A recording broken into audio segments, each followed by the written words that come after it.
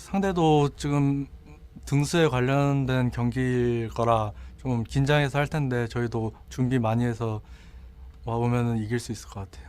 두 선수 다 오래 프로 했던 선수인 것 같아서 노련할 것 같은데 저희가 좀 더 안전하게 해서 이길 수 있을 것 같습니다. Interesting stuff there from Fury, of course, saying that for both teams, a very important match, but more so for JD Gaming, because they need to win this one if they want to make it into playoffs. Oh, yeah. Behind his glasses, he was like holding a smirk down. It's like, I got this new strategy for you guys, man. You can see it. It's called Ezreal. I'm just going to destroy your entire team with it. So I always feel like there may be some bans in the second game just to break apart this composition. Yes and no, because I feel like it's a very specific composition that goes well against the Caitlyn, because Caitlyn doesn't have a say in the big game. She basically just takes it. So I don't expect it to really be something that you always run on the blue side. And speaking about side selection, Jingdong has chosen blue this time around. So it's kind of interesting to see why they have done so. Mostly in the LPL, we have seen the first pick on blue side been leaving for the Olaf. And I want to see if that's the case for Jingdong as well. They're trying to get some heavy priority picks up there for that first pick here for Jingdong. As you said, prioritizing blue side here, and it all comes down to this game as well, because they need to win this and run it back. They need to get a reverse sweep in this best of 3 to beat down Suni Gaming, who took game 1 in pretty dominating fashion, honestly. JD didn't have a whole lot they could do because they were shut out in mid-game. Yeah, definitely true. Suning Gaming, for me though, even though they had a very good composition, they executed well in the early and mid, it did really come down to one team fight at the Elder Drake, and that's what I'm going to look for Suning to really improve coming towards playoffs. They do tend to skip steps when they're setting up these big objective plays. Like when the enemy team is in the mid lane, you probably want to push them in once more before you head towards the Elder Dragon. Yeah, actually try and open up some distance instead of just straight up starting it and saying, okay, well, I guess we'll sit in the trenches for about 50 seconds and then we'll fight. Yeah, we had this game like 80-20 for 10 minutes, but we're willing to do the 50-50 right here, right now. We'll throw you a bone, JD. We're heading into the second game now into picks and bans. JD are going to take away the Cassiopeia, Tamkench, and Morgana. On the opposite side, Suning Gaming will remove Kog'Maw, Olaf, and we're awaiting their final ban. Yeah, so the Cassiopeia really does signal for a Ryze pick early on. That's the main counter of the Ryze is the Cassiopeia. And we do have the standard bans of Xayah here, but Swain left open. Oh boy. LCS fans have something to say about this. Yeah, just don't leave this one, just don't leave it open. JD Gaming will get it as a first pick, however, and either Yagao or Zoom can play this one. They're basically showing their hand and telling them that, hey, we can run this composition with multiple AD carries. We'll just do it with Caitlyn this time around. We'll buff up this Caitlyn. She'll become stronger in the late game. We can play mid-game, early game, late game. It's all good for us. JD, though, looking towards their composition once more. Looking through AD carries right now. Yep. I don't think the Lucian's going to be here, but they actually locked Jinx down. This is very interesting because typically when they have Loken, they don't run around hyper carries. They have Loken on something that's safe. They don't really prioritize on him. But with the Jinx, you really do need to run more protection for her. You really need the entire composition to be about the Jinx. Yeah, the rest of the picks and bans are going to be a bit of a fight over, protection for the AD carries right now. Karma's already been taken, Morgana's off the board, so trying to build up those front lines more than anything for these two teams. Suning Gaming looking towards their jungler. Jarvan has just been picked up here by Clid as well. He'll be facing down Sejuani. Yep, and for Suning Gaming, they already shown the Karma pick, so it really is about how much damage can they pile onto the Jinx and instantly, because a lot of the times, the best case scenario, Jinx will be running in the front lines. You do want the damage to shut her down, or you're going to be forced into a front-to-back type of teamfight scenario. So it's really interesting to see how you deal with the hyper carry. Do you want to dive her? Do you want to just buff your AD carry to the point that she can deal more damage? Or do you want an even better front line than Jingdong? That's the question. Alistair going to be the ban away here from Suning Gaming. JD take away the Ornn, in fact. Going to take away that power from Xiao Ao. Very strong in that last game. Back to Suning, looking towards their next couple bans here. They're looking towards supports and possibly mid or top laners here. Yep. Swain, definitely a flex pick. We have seen Zoom pick it already, but we haven't seen it from Yagao yet. Zoom, of course, solo killed the Shy with Swain. into Jace, no less. Yeah, definitely familiar with the champion.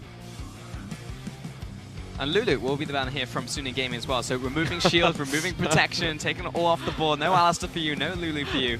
I like how Lumo laughed at that. He's like, aha, I don't even play Lulu. Hey, your gal could bring it mid lane.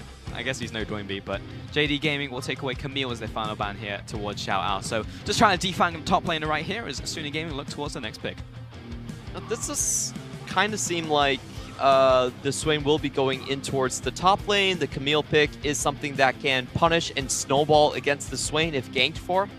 So it could be Jingdong sending false signals, but no, still kind of setting those signals up in the first place. Yeah, Thresh will be the pickup here for Yoon in the bottom lane, so looking for some playmaking potential. Hover there with the Blitzcrank by Loken's like, well, if you're looking for hooks, I'll challenge you to a showdown, but... Wow, they're actually mocking it. Are you kidding me? Our first Blitzcrank of the LPL this split. All right. So I'm not sure the Blitzcrank makes a lot of sense, but of course, Yagao and Galio is always a good sight to see. It will protect the Jinx very well. And the Blitzcrank, Blitzcrank Jinx. So we're looking for some Flame Chompers action coming in here with the rocket grab. That's a great idea, actually. Yeah, you can grab someone, chain the CC together, and I bet that's what Durmal was laughing about. He's like, haha, protect the Jinx. There's no way I'm going for Lulu. I mean, hey, if they manage to land that crucial grab onto the Caitlyn, who everyone on Suning are going to try and protect and so on, it's literally just one grab could end the game. Yeah, it definitely could be. But I don't think the Caitlyn is going to be standing in the front line. They do have the Scion for that. Oh man, imagine shaking hands with the enemy coach after this. You're immediately going to wash your hands, you know? Like, you don't want to touch someone, a dirty Blitzcrank picker. Oh, okay. I didn't see that coming, man. Blitzcrank's fine. Like, what's wrong with the champion? It's very punishable in lane. No, against the Thresh, it actually doesn't do that well by itself. You know, these aren't great selling points for the Blitzcrank. You got anything else? If the jungle comes down, then it's terrifying. Oh yeah, there you go. That's a good one. But it will be Hook City down in the bottom lane. It's both supports will just kind of have to feel themselves. It's like if you land those first couple hooks, it's probably going to spell good signs for the rest of the game. Yeah, and Jingdong, when it comes down to the last moment, they will literally throw a Hail Mary. It's honestly the best strategy in my opinion. Instead of just trying to play standard, just to go for something that turns the entire game into a coin flip. That's probably. I mean, it's better to go from like a 15% win rate to like a 50%. You know what I mean? You know what? I'm never taking investment advice from you. Because you're like, hey man, it's great. It's a coin flip. You could lose your house, or you could be a millionaire. Hey man, something game theory. We're about to get onto the rift though for our second game in the e-commerce wars. A must-win here for JD if they want to keep their playoff dreams alive. And Suning Gaming, they're set to sweep.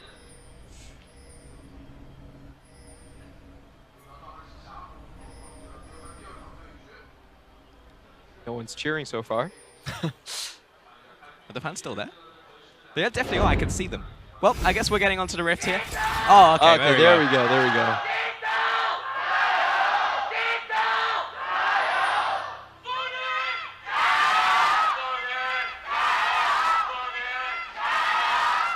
Well, Suning actually super loud. Did they just inject fans into the audience after game one? I think they could do that. Like, hell, if they hand me a couple coupons, I'll be streaming as well. But no, I'm a caster. I have to be non-partial, so non-partisan. Yeah, no. One of those words. Anyway, interesting play from Suning out here. They know that the enemy has a Blitzcrank, so when you have a Blitzcrank, you have a level 1. What Suning did, I really liked. They grouped up as 5, and they poked into the enemy jungle. So it was a proactive move to take away possible level 1 strategies from Jingdong. Yeah, Xiao are going to be running Glacial Augment in the top lane here on the Scion. They're going to be commenting this one, trying to poke down the Swain, so just trying to actually stick to targets in this one. Yep. That does signal a couple ganks coming towards the top lane. That's why you want the Glacial Augment into a ranged matchup. And very interesting build here. We can see in Inspiration, Durmal has taken the Time Warp Tonic. It's going to give him 5% extra move speed. Yeah, basically chug and go is what Mao's going to try and do in the bottom lane right here. And he's also got the Aftershock, makes sense. I mean, you can walk up and power fist someone, or you can just rocket grab, and it's going to activate the aftershock. So Yeah. So I actually don't think it's the best way for Aftershock. That's why a lot of times I actually don't like running Aftershock on Blitzcrank, because if you hook someone, then it automatically procs. And typically, you don't want the Aftershock to proc when you're hooking someone. You want it when you're being hit yourself. try and block the damage. I guess it's also extra damage as well, though, for you onto the opponent if you're looking to try and burst them.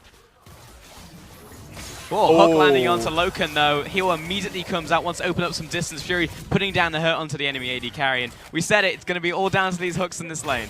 Yeah, this is not a very easy lane for Jingdong to play. Thresh, typically, he does have a good time against the Blitzcrank. He does have the range auto attack, and he can throw hooks himself.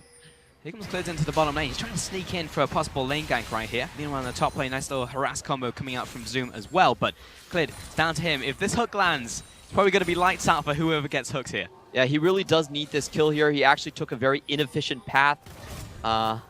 So he's basically betting that this hook will happen for him. If you look at Hacker, he's already up 3 camps at this point. So Clid really needs this to work. But Clid is backed away. No, he's going to go back into his jungle. He's wasting a lot of time. Yeah. And we'll have to go farm some jungle camps. However, Hacker, he's level 4. He just farmed his jungle, and he's looking for more. That's quite an unfortunate series of events for Clid. Flash forwards, double flay coming in from Yoon. The flash forwards from Hacker as well. The ignite is down onto Loken. And the Peacemaker finds first blood. Another hook lands onto Mao. He looks to back away. Does he have the rocket grab? No, not at all. And that's first blood over to Suning Gaming. Yeah, that was really tragic. A bit of mistiming here and there. I don't think Jingdong had the wave position where they really wanted it. They probably needed it a bit closer to their own tower for that Clid gank to really work. And if you look at Clid's pathing, he started from the bottom side, he went top, and then he didn't do anything. He walked straight towards the bot lane. So that wasted a lot of time for him. He fell behind in terms of levels. He really needed that gank to work. And when it got flipped on his head, and actually Hacker went even further ahead, that's pretty disastrous. Just went all in on the bottom lane there from Suning, but I really got to pay props to Yoon, who lands that double flay off of the flash. That's hard to do, and it was just pixel perfect. Yep, and also using the Thresh Lantern to gap close for Hacker, and Hacker also landed his knockup on the Q as well. So very well played by Suning.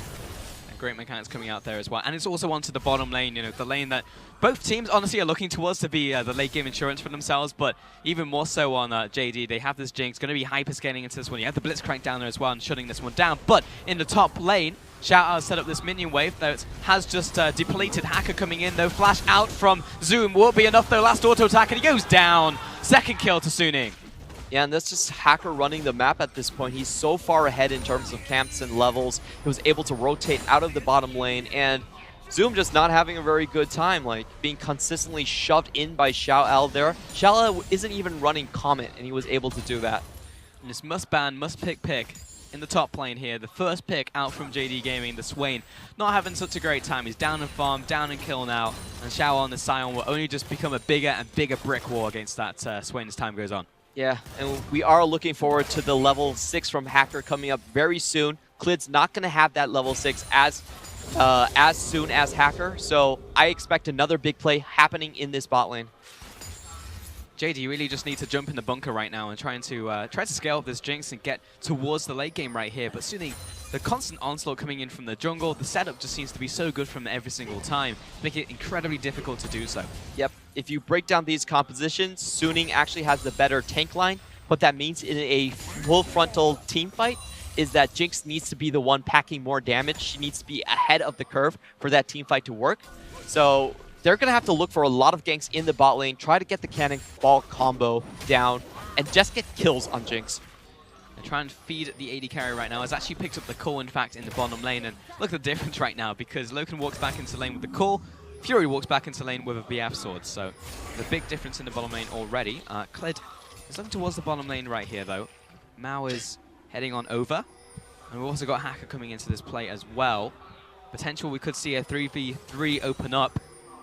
It's already level 6. Seen right now. Hacker comes in for the counter gank. He's landed level 6. Ult onto Mao right here. He drops low, but flying and drag onto Yoon is big. Mao low himself, but Fury doesn't want to overstep. Here comes Galio in for the mid lane as well. Yoon, he's low, but no one's able to finish. What does that come through? And the block doesn't happen. Great snipe coming out there, and Fury, he's locked down from the taunt right there, and in comes Knight in for the mid lane, but he's hooked by Mao. He tries to flash away, but Yagao with the down to Winter War is good. Flag, the triple! knocks up everyone, and JD, they're going big. 2 kills onto this Jinx. They're looking for another, but Fury with a counterplay. 1, doesn't find a second, and that's 4 kills to JD Gaming. And welcome, Jingdong. You guys are back in the game from a disastrous start to the turnaround right there in the bot lane. Most of Suning's damage was focused down onto Lumal, but Galio was able to come in the nick of time and rescue the situation. That was effectively a quadra kill for Loken right there. 4, 1, and 0. I mean, just a couple seconds ago, Clement, you were saying what they need is just give the kills to Jinx Banner and see how it's going to happen. Boom, quadra kill. How's that feel?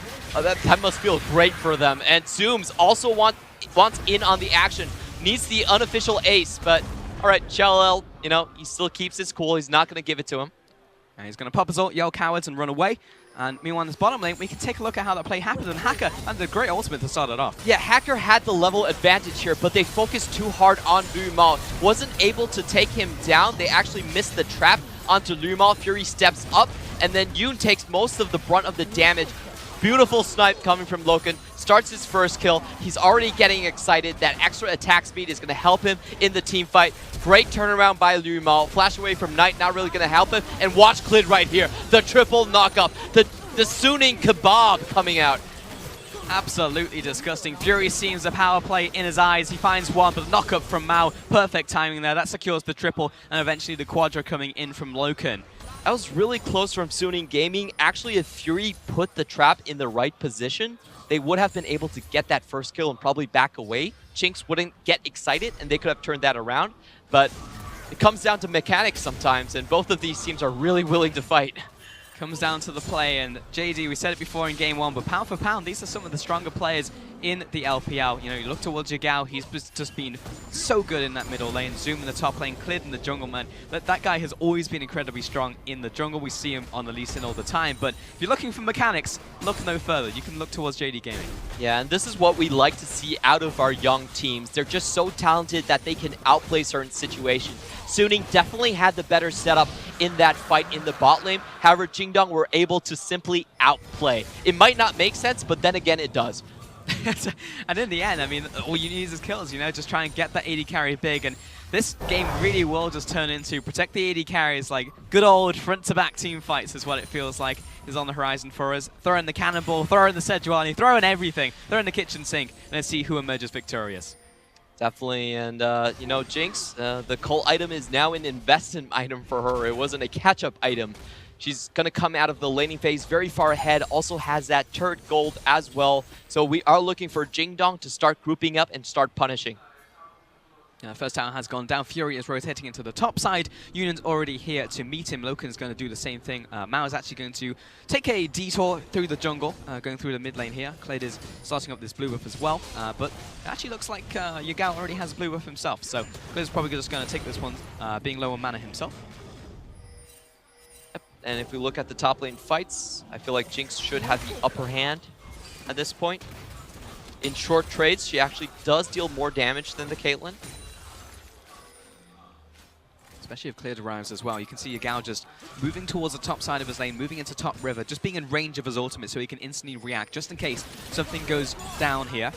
Where he's stepping up to the minion wave, and the goal really is to try and clear out these minions. Good bit of damage there from Jinx, but it's not going to go down immediately. Jinx, of course, very good when she gets ahead in terms of ripping apart towers. If Suning Gaming start to die, then Jinx will push all the way up until your Nexus. We do have to talk a little bit about the Jinx changes. So Get Excited overall was nerfed down. You can't infinitely stack your attack speed anymore. However, your Q has now been granted a lot more attack speed. So if you can, the playstyle for Jinx now is actually she wants to finish the fight in her minigun form to get the extra attack speed, get excited for the movement speed, and then switch to minigun and clean up the entire fight that way. In the super late game, she does have the range advantage over Caitlyn. That's 700 to 650. That's also very important to note when both teams are having a standoff. For sure, and right now Loken is about 1,000 gold ahead of Fury. You can just see from the go totals. JD are going to start off this Rift Herald as well, and I'm looking towards Suning Gaming if they can maybe contest this one. I don't think Hacker's going to move towards the area, so this should be pretty much a freebie here for JD Gaming, and maybe convert that into another tower. Look, they were looking towards the top lane. it's really looking difficult for Suning Gaming. We're not really sure what they have in the back. They don't have the damage in the late game to go up against Jingdong. I feel like their tank line is having a very hard time in lane as well. Swain is already scaling up. There's the Herald plus a minion wave to boot. Yoon, Hacker, and Fury stepping up to the tower, but it's very difficult even to get in range to also attack the minions, and with the Herald coming in, that tower is done for, and Yagawa's even backing them up. Yoon probably didn't want to hit that hook anyway. Hacker turns his one around though, he wants the fight to happen. Here comes Sion, and a demolished Mao, but the re-engage happens from Yagao. He gets a nice taunt into the front line, but Fury is not outputting any damage, and the Rift Herald is just casually walking through them. Here comes Clid. Flag, drag, lands the ultimate, he gets out of there, but still, who's trapped in the pit? It's Xiao Ao. He needs to get out of here and zoom. While he pops a demonic, essentially can't quite get in range. He's just been dragged in right though and has to flash out. That's a massive taunt! That was onto all 5 members right there. And that will result in a couple more kills, but the turnaround comes in from Suning Gaming. Another kill down onto Xiao Ao. Clint is sent packing with the ace in the hole.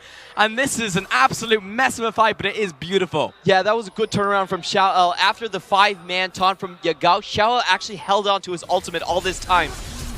Knight flashing away from the flag and dragon. Clid is low. Fury's chasing up the damage, but Loken is wailing on the AD carry. He's not going to die. The shield is clutch from Knight. He looks to back away and he sacrifices himself, but now Loken gets excited. And Mao, he's sitting around. He's just letting the AD carry pick up the kill, but he's not going to let them get away. Power fist for the kill. Yeah, and a good turn of events right there. Jingdong do come out very far ahead. The start of the fight was good. Suning did have the advantage in their top lane, arriving at the scene a little bit faster, and they also killed Drumal in an instant. But there was so many good moments coming out from Jingdong. The Clid Cataclysm. Let's watch this again. Of course, Drumal oversteps here, and we do see the Yagao coming in here, getting multiple taunts. Suning Gaming understand that they do need to back out. Clid keeping everyone there for quite a while on. And the 5-man taunt about to pop for Yagao. Goes in, he's waiting on it. Oh, that was beautiful to watch. And the Winds of War rips apart three Suning members almost immediately, and Zoom, it looked dodgy for a second, but he was able to flash away, and then it just devolved even further as there was another 2v2 in the jungle. And right now, the scoreline is 9-7. We're 14 minutes into the game, and we've had 16 kills. Oh yeah, this is the rookie-type team we really like to watch in the LPL. Both of these teams willing to take fights, are great at executing, good mechanically. Actually, watching that replay, I felt it was a bit of a missed opportunity for Zoom right there. He actually detonated his ultimate outside of the Yagao taunt. Sure, he would have died, but he would have taken a lot of members from Suning down with him.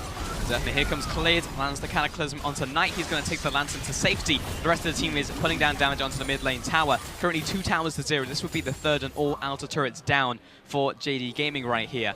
But man, we have definitely just everyone's just been pulled into the mud. Everyone's rolling around. we're fighting, we're scrapping, and it's not going to stop, I don't think. Yep. And if Jingdong Gaming are able to get the cannonball on multiple people, look at Loken's items. He already has a Runan's Hurricane. He will be dishing out massive damage with those fish bones. Remember, the secondary bolts from Runan Hurricane also deal full AoE damage. So if they can get all of them in that dome, they'll be obliterated. Almost at 2 items at this point. Has the BF sword, probably looking towards the Infinity Edge from here on out as well. Clid's going to be starting off this dragon, taking one away. That'll be the 2nd dragon of the game for JD Gaming right here. 3rd's going to be an Ocean. But still, JD adding more and more to their arsenal. Yagao setting up the mid lane wave. You can see already that damage coming in from Fishbones is enormous. Flash forwards, here comes Mao. The God Hand lands the hook onto Hacker. He managed to get to safety using the Dark Passage, but JD, they got what they came for. Yep, that's definitely still a worthwhile play for Jingdong Gaming. And Suning, they're going to have such a difficult time positioning themselves in the team fight. If they stand too close together, then a wombo combo from Jingdong could wipe their entire team. If they stand very far apart, then, you know, it's a lot of targets for Blitzcrank to try to grab. There's not a lot of shielding that, if they stand far apart, basically not a lot of targets are going to be hiding behind Xiao El. That's going to be their main problem. So I really want to see how they are able to defend these towers. Speaking of Xiao Ao, he's also just picked up the Banner of Command as well, so it's a far cry from getting a Baron anytime soon, but if they do, Suning Gaming are set up for that one. And also Swain is going to have a rough time at clearing that one as with Galio, so just as a straight pickup, going to be really nice to just plonk in the side lane. Yep, there's so many threats from Jingdong, however. It's really looking like a dire situation for Suning Gaming. They have to have some ways to basically cut Jingdong into separate pieces. So let's say if Galio and Swain come in, they really need Xiao to cut the backline from Loken. Just they need to defeat in detail against Jingdong Gaming. Do you feel that Suning Gaming has enough damage in the mid game? Because it is a Caitlyn approaching mid game, which is unfortunate. That's why I asked the question, because it just seems like you're up a creek without a paddle no matter what you do. Yeah, they definitely are on the more defensive side right now. There's too much damage on Jingdong's composition. They can't contest with it. They are scaling up. And even if they reach full items, I still feel like it's a very hard team fight for Suning to actually win. I'm really curious on what type of a team fight they're going to be looking for and how they can kind of segment Jingdong players away from each other. Currently the trap line is doing the best thing of that, just placed in the mid lane, but you can see Clid just walking into the jungle, waltzing in. Hacker sits in the bush and stares on as all his jungle camps are taken away from him. Clid's going to spot Hacker, flag drag, nice dash away with the Arctic Assault, and Yoon pulls him back to the mid lane right here. And JD, there's just a roaming death squad using this Blitzcrank. Anyone who they come across, gonna get pulled, gonna get killed. Yeah, this is the Jingdong twist on the protect the hyper carry composition. It's more like we're going to load so many threats in the front line that you're going to forget about our hyper carry. That's their style of playing with the super late game carry. Good, he's still roaming. Complete control right here for JD. I mean, another hook lands onto Hacker. Good Hacker. The chompers don't quite connect onto him, however. I have to say, I don't feel like Loken has played this composition a lot of times. He's consistently missed his chompers. He should be putting his chompers a little bit more forward. They do have a charge up time, so a bit of a disappointment on that end. Just a little bit. That is the smallest of nitpicks when he's 5-1-4 in this game, and is in the spotlight currently for JD Gaming. And this is the must-win game for JD Gaming currently, and they're putting all their hopes on the Blitzcrank and the Jinx. And currently, it's working with a 5,000 goal lead over Suning Gaming, looking to take us to Game 3. And RNG will be watching this one very closely as well. Definitely want that third seat for themselves. If Suning do move up, they could potentially challenge others in the ranking. The common strand between Suning Gaming, Jingdong, and RNG is that they've all lost to LGD. So, bit of a mix-up in the standings right now. That's true. Does that mean that LGD are, in fact, greater than most of the teams Oh, in yeah, the yeah. region? I'll say it right now. They're the best team to not go to playoffs. Yeah, I don't know what happened to them. They woke up at the start of the split. We called them Sleeping Dragon. Then they went to sleep for most of the split, got eliminated from playoffs, then woke up again and started smashing everyone. So, it's definitely sad times for LGD. Yep. That's why you should watch the LPL instead of NALCS. NA openly flaunts that they script their games.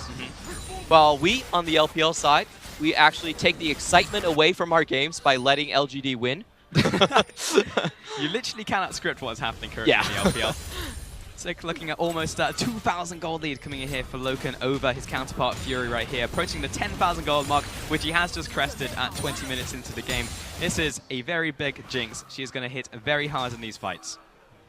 Even though Jingdong does have the team fight composition, they don't want this game to go like Game 1, where it came down to a single team fight. They do want to be putting pressure around this Baron and trying to force face checks out from Suning. The goal. Meanwhile, Loken has just been given all the farm under the sun. There's a great ultimate onto Clid. He flashes away. Flag drag. Pull in. Yoon on fire right now. Here comes the charge up from Xiao Ao, but do they have the damage? He's running away, but the ignite comes through. Hacker has the damage, and Xiao Ao pulls back to the team. Smart play from Suning right there, setting up right next to a control ward. Clid did not see that coming. His bot lane was still pushing in the mid lane. A bit of an overreach from him. It was, but what can Suning Gaming do now with this pressure? The fact that they've just killed the jungler. Well, they're looking towards the mid lane, maybe knocking down a turret of their own. Still yet to find a single one in this game. They're actually moving it towards Baron. You know the saying that violence begets violence? Well, face checks beget face checks as well. What they want to do is they want to snowball this and force Jingdong. Oh, another hook out from Mao. Locates Yoon. He gets the shield on top of himself, and he's still alive for now. But Loken is ripping apart everyone in front of him. Super Mega Death Rocket comes through and finishes off Xiao Ao. He comes back for more, though. Surge of Death comes in, and Zoom, he's on it up. He's looking for the pop right now, and Hacker, the only one able to stand toe-to-toe as Fury is laying down damage onto Yagao. It's slowly mounting up, but Loken is still full health. He flashes after, finds the kill, gets excited, runs away. The crit coming out, but Yagao's in danger. Oh, goes flashes back! forwards, Winds of War, the re-engaged Fury, not long for this world, Visions of Empire, and it's going to be another kill to Loken. And that's a vision of playoffs right there, because they are going to take the Baron off of this. I think Suning's mistake right there is that they didn't group up in the nearest corner. They actually gave Jingdong a way to go into the river. And once Jingdong were in the river, Suning actually were the ones that needed to be on the retreat. So a bit of a mispositioning from Suning. What they wanted to do was force another face check out of Jingdong. If you look at them here, they did set up, but they went too deep. They let Jingdong get the flank on the ramp, and a hero hook coming out from Lumo to seal them the deal. His Super Mega Death Rocket gets the first kill, gets excited, moves up to the team. And Zoom, great Hourglass as well. And what can you do against this? Swain, he's just going to stand there, no one can approach. And it was really about this re-engage approaching in from Yagawa. That was fantastic. Yep, Yagawa with the Flash taunt. with the play. He was so low as well. Gets the damage away from Lumao. Fury finished off for the final kill, and that was so many kills, so much gold going over to JD. Massive power play for them. You can see Fury, he put out a lot of damage. In fact, he did more damage than Jinx in the last fight, but it simply wasn't enough because those frontliners, they heal. You've got Zoom, and he's going to stand there all day. 9-1 and 5. This series has been all about the Korean 80 carries of the LPL. Loken is absolutely massive, and he also has the Quicksilvers right now. It's going to be very hard to lock him down. Suning Gaming, they pretty much need to burst someone down on the front line. Presumably, it will be Zoom. They focus. For now, JD are just taking away all of these towers, and Suning Gaming simply have to just look on. It's only 24 minutes into the game, and the Baron buff has been taken. JD, a constant onslaught, difficult to face. The best he can do is clear out these minions, but JD, there is a minion wave in the top lane about to mount. They are looking towards the top lane turret, plus they can also move through the jungle, pick up a red buff as well for Loken. Yep. Once more, Loken actually misses the chompers. I'm going to nitpick on this forever, because it's like, that's such a good combo. I just wanted to see it work once, please. Just one time. Loken will back away from this one. Pushing up the minion wave, and Mao, of course, he's in Fog of War, constantly looking for a potential pull onto somebody, an unsuspecting target. And he finds his hook onto a minion, his top tower, about to fall here, turn into rubble, as JD will continue pushing right here, and there's only inhibitor towers remaining now from Suning Gaming. They will hit 10k gold lead off of this push right here. The only protection for Suning is the trap line coming out from Fury. Yagao setting up the minion wave in the mid lane as well. Xiao gets a bit of time to try and chunk down the minion wave before the Baron buff comes in. Nice hook there onto Sion. He is the tank, however, but he's dragged all the way back to his team. Great dark passage in from Yoon will save the life of this top laner.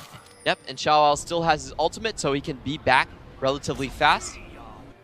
Jingdar not pushing their luck with that catch. It's always a little bit awkward when you find the tank on that pull. It's just like, what? Part of me wants it, part of me doesn't. That's going to be a great hook onto Cliff, though, but he re-engages. He pops the ultimate, and there's the cannonball combo. Yagao, he locks down Yoon. He is dead. And now the push will continue in the middle lane. That's a 1-for-1 trade, but Suning Gaming, they're too injured.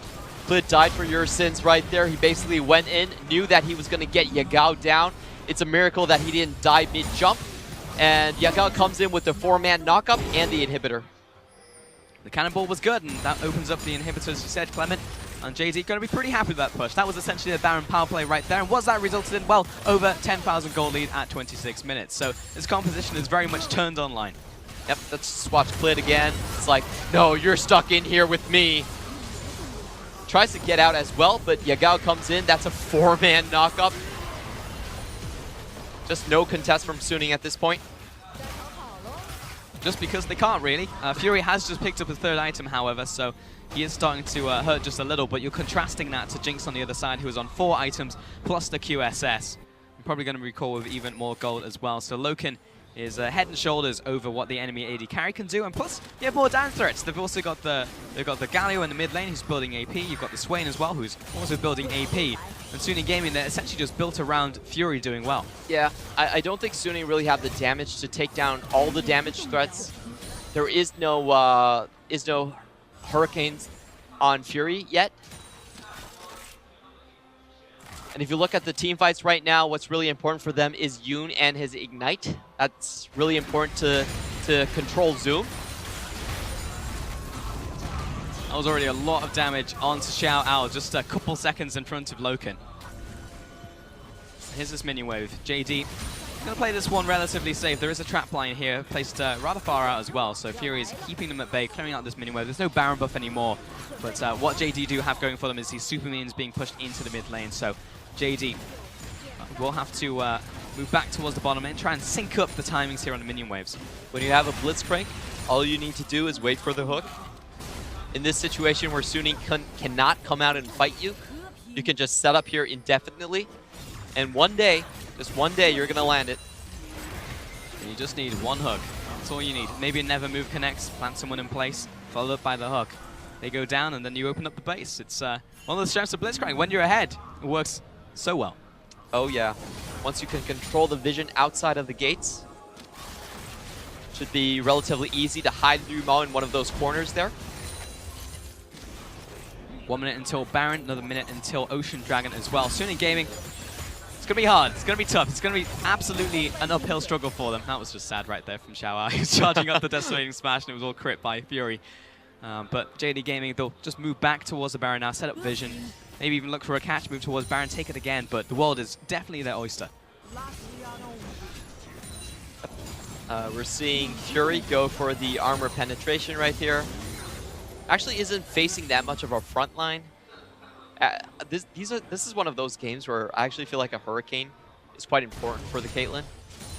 Just so you can take down multiple threats. If you can get all of them in a choke, like you're in front of your high ground base, then the Hurricane can really help you swing fights. But he's going for the more traditional build in the armor penetration in the Last Whisper. Try and look for that single target. I mean, he is facing down and looking towards, you know, Jarvan. He's got armor. Top lane, Swain's also picked up the Zhonya's Hourglass. So there is bonus armor to cut through, but yeah, maybe just hitting multiple people. Maybe if you can also hit Loken as well, that's what you're looking for. But either way, we're nitpicking at a build that is still in its fledgling stats. Yeah, it's standard. Yeah. It's tough at the end of the day as well because Fury has to do a lot. A lot is on his shoulders right here. Is Cliz and Loken are effectively duo-wing Baron. Yagao is playing bodyguard, as is Mao, but this Baron is almost already dead. Yagao is just going to buy some time using this taunt. Yu has to flash away, and what a hook onto Hacker. He has to jump away, but he's caught in the Cataclysm. Yagao and Clid just beating down on him. Two massive tanks are putting out this damage, and there you go, wins a war for the finish. And it does look like Jingdong are going to try and close out this game. They do have the numbers advantage, 5v4 now. Baron buff for 3 minutes, and they're already in front of Suning's base. They're marching it down top lane. Who can blame them? Mid lane is already open. Bot lane, massive minion wave down there in favor of Suning Gaming. So let's run it top, push it in into the top lane. It's 4 versus 5, and here comes the engage. Mao with the flash and the rocket grab. Doesn't quite connect, but doesn't matter. It's a zoning grab at this point. They can just run through the tower. They can take the inhibitor, and they can look for the win. This is the last hill Suning can defend right here. Fury is setting up. Yagao still has his flash, though. We have to be aware of that. Xiao is still a big tank, but the first Nexus turret is down, and Jinx has no signs of stopping the flash balls from pretty much everyone on JD. They go into the back lines, and Xiao Ao is disintegrating right now. That was a massive taunt once again from Yagao. 4-man taunt. Zoom is being pushed back, though. Fury finds the first kill, finds the second one to Mao, but a turnaround Clid with a crucial flag and drag, and Loken gets excited. That's triple kill. He looks for the Nexus. He looks for the penta onto Hacker, but he's saying, nope, I'm going to sit for the spawn pad. Go for the penta. He's moving in with the Super Mega Death Rocket, but not going to happen. Hacker is the biggest party pooper, but we are going to go to game 3. And Jingdong were thinking about it, but if they all went in, they probably wouldn't be able to finish the game. So Yagao did think better, stayed outside like a good boy, and tied this series 1-1. Now we do have to say that, like game 1, a lot of this series did come down to one single team fight, and that team fight was in the bot lane. And we do have to say that Suning actually had the better setup. They had the ultimate on Hacker.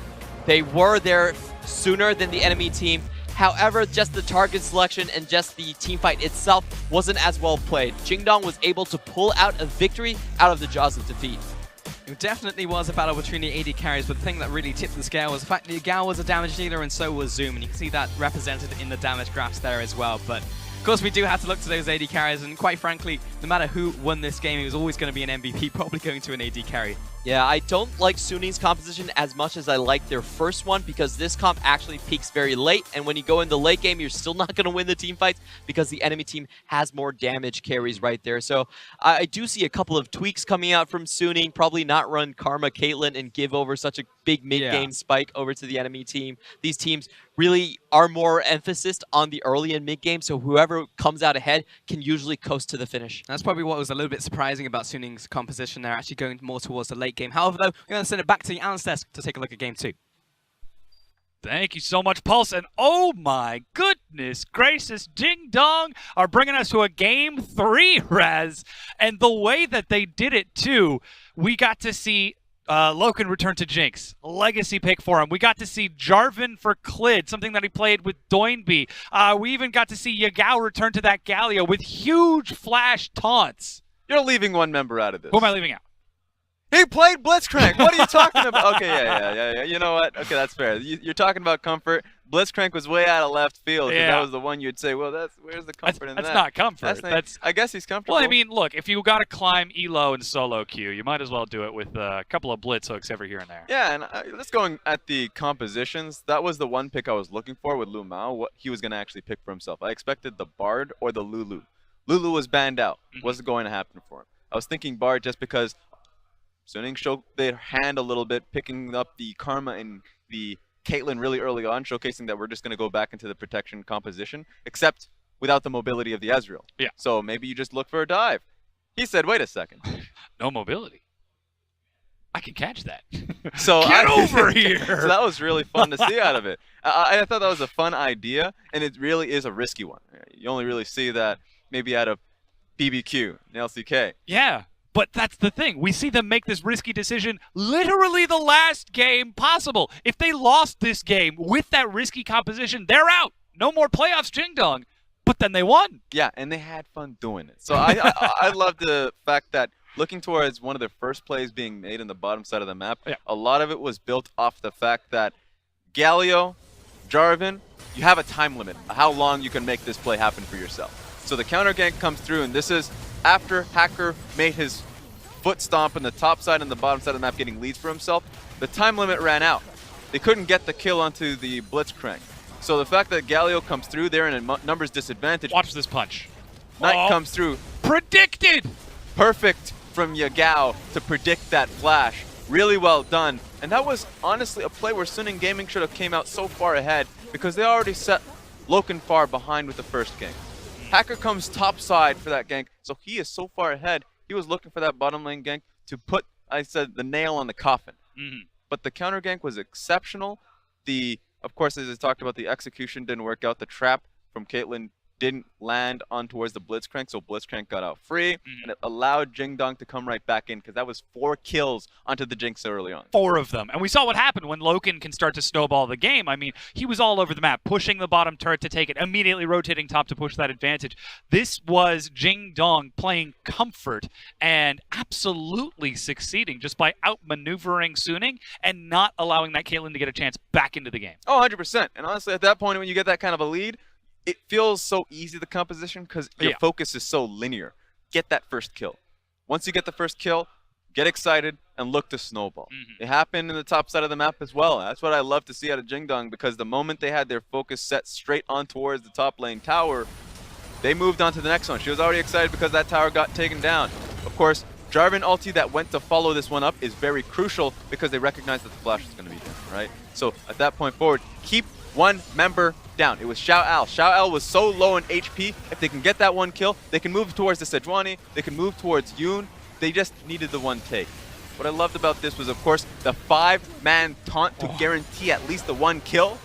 Really well done from Jing Dong to at least find something for themselves in these fights. Yeah, that wasn't 1 kill, Raz. That was 3 kills exploding from the AoE damage of that Jinx. And again, this is the redemption game from Loken. Just before the series, you and I were talking, Loken, why is he coming in here now? He was taken off of the team for RD to play because of some mispositioning issues and perhaps not performing up to his maximum level. But then when it's down to the wire, when it's down to the last game, he shows he can stand up. Yeah, and honestly, it's the team that showcases that they have faith in him. Really allowing him to pick Jinx in their last shot for that playoff spot. So now they get another chance because they're going back to a game 3. So I want to see what they have in store for us for that game. Yeah, I absolutely do as well. Loken is going to take our MVP. No surprise there on that Jinx. Just running people down time and time again. 13, 2, and 7. Not a kill happened on the map if he wasn't involved. I just love the fact that game 1 was a game about Fury. Game 2, game about Loken. I wonder who's going to take that third game because it feels like both of these teams are looking directly towards the bottom lane. I was surprised that Suning Gaming were so focused on the bottom side of the map, but Fury wants to make a statement. He was actually pretty fed in this game. It was very much a reality that they could come back into this game. So the fact that Suning were very close to finding some of those teamfight victories, they didn't, but it showcased that they still have that drive now going to game 3. Yeah, and this is it. Down to the wire. Will Jingdong make playoffs or will Suning close it out? We're going to find out. I cannot wait for this break to be over. I want to know what's going to happen too. Let's get into that break and get into that next game.